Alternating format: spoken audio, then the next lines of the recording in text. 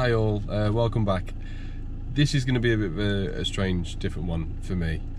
The date today should be the Monday the 4th of November, which is a quite significant day in my life every year really now. What I'm going to talk to you a lot about is mental health really. I know it might be strange coming from myself, but what I wanted to do was sort of share my story of what's happened the past couple of years, you know, how I've dealt with things, and I'm not coming across to come as a sympathy story at all. I'm not after sympathy if that's what people are going to think. It's not. I want to share my story of what's happened to me and my family and friends, and you know, I've sort of come out the other side of it really. So I try and be as serious as I can and not be my usual self as such. So back in 2016, well, it was in 2015, my dad was diagnosed with terminal cancer. He was a self-employed pavement decorator. His name was Nigel. He was given, I think, 12 months to live, and unfortunately only made, I think it was 9. He passed away May the 8th, 2016, which was, as you can imagine, for anyone, I mean, I was only 25 at the time, it was heartbreaking.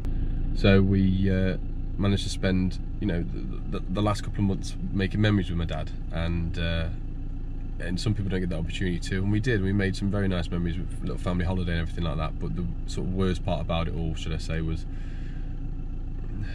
the difficult part for me was knowing my dad wasn't going to see my daughter being born, and likewise my brother's wedding, which was only, you know, a couple of months after that as well.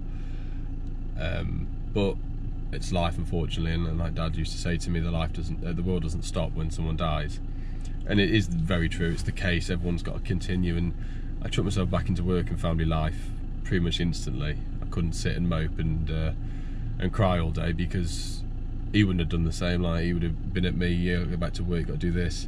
So just sort of head screwed back on, you just keep plodding sort of thing, keep a normal life for the kids as best as possible, and then there was a couple of months later my daughter was born, which obviously lifted everyone's spirits highly. My mum especially, like, I think she needed it, sort of thing.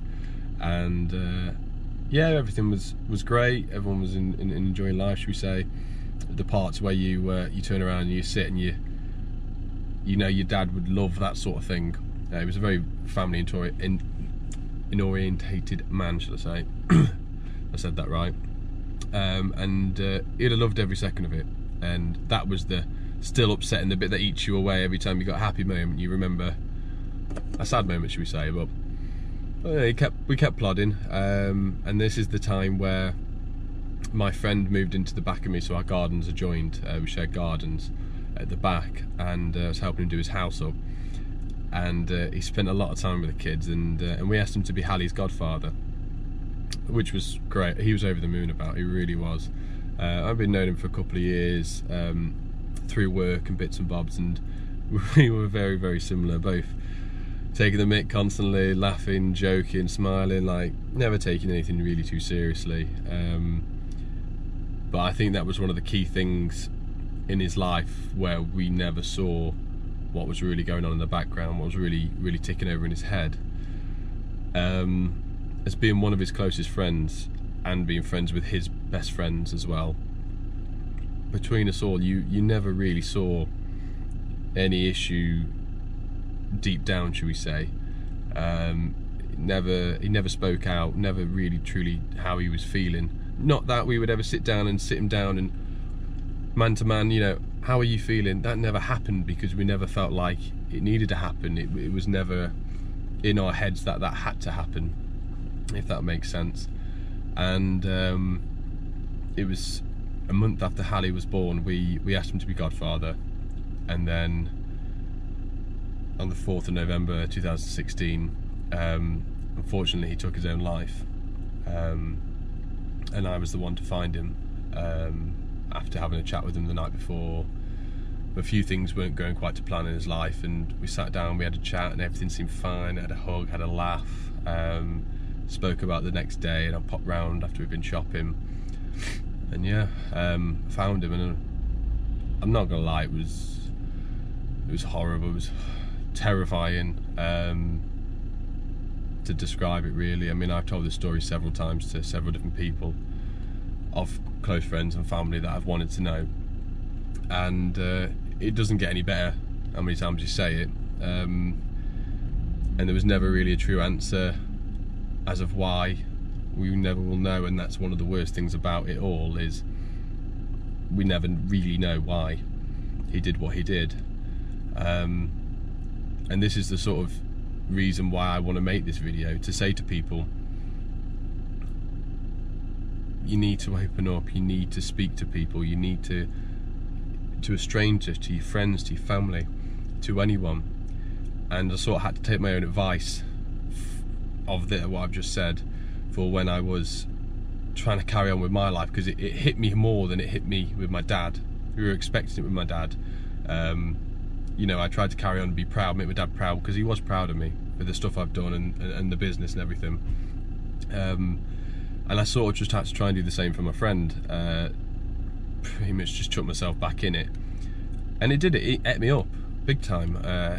Everything I did reminded me, or with work, with the kids, every time I looked out the garden window, saw his house, every time I looked at my daughter I thought of him. It was never ending. So I ended up going to see someone, because I was getting a bit worried with myself. I just couldn't concentrate. I was jumpy all the time. I had panic attacks, and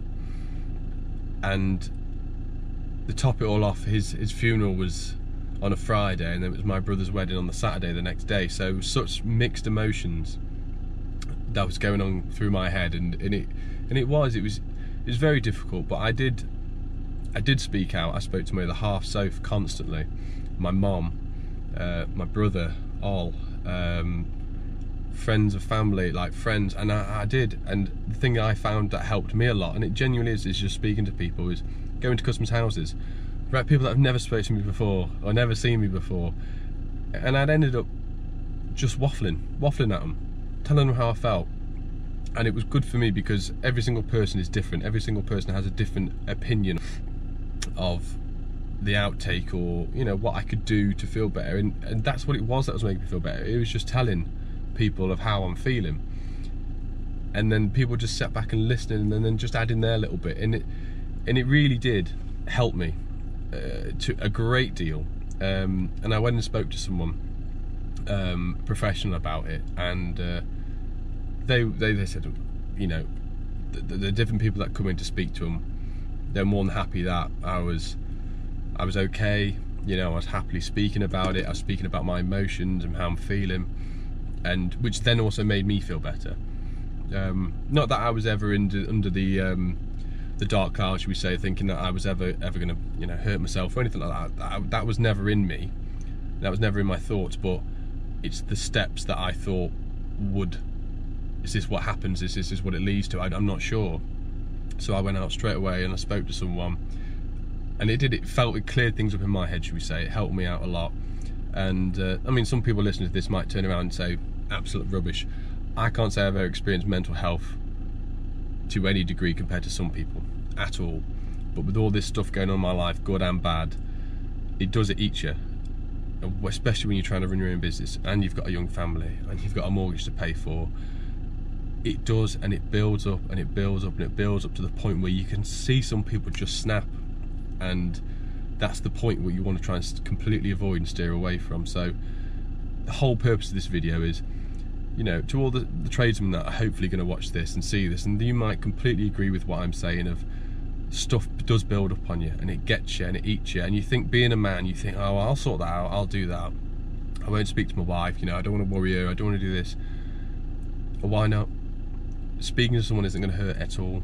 I'm trying to say this in the manliest way as I try and come across. You know, I feel myself very, very manly. I'm not, you know, got long hair, I'm young, I can't grow a beard.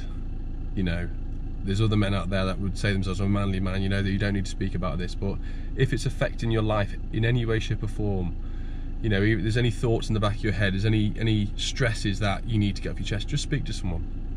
So what I was going to do is, I don't want to go the same route where some people do, where they run a marathon to raise money for Mind, which is the mental health awareness. I don't want to climb a hill sorry, a mountain, should we say. I don't want to do any of that sort of stuff. I'm going to do something next year, and I'm going to try and involve as many as you guys as possible. Whether it's a big meet-up or I haven't thought about it through completely. I'm going to speak to the other YouTubers and see if I can get them on board as well, because I would like to many people as possible to see this video, and if it helps one person out of, I don't know, the thousands of people that are going to watch this video, I want to be there for people and I want to help people. You know, I've got a bit of a following now, which is absolutely fantastic, and this is why I think it's the appropriate time that I can release a video like this, get an audience to listening, and if it does like help that one person, then the video's done its, you know, it's self-proud. So what I'm going to say is as well, for the NHS support, the telephone number is 0116 123. That's the emergency call line for mental health. But you can also text SHOUT to 85258. But I'll put it all in the description below.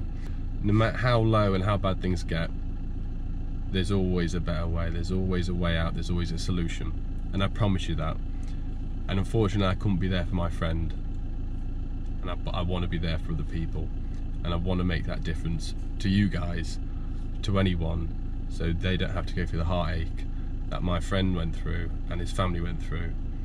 So yeah, what I will ask for this video is just share it, please. I want to get many people as they can watching this, and like I said before, if it helps one person, then it's done its justice. So alright guys, thank you.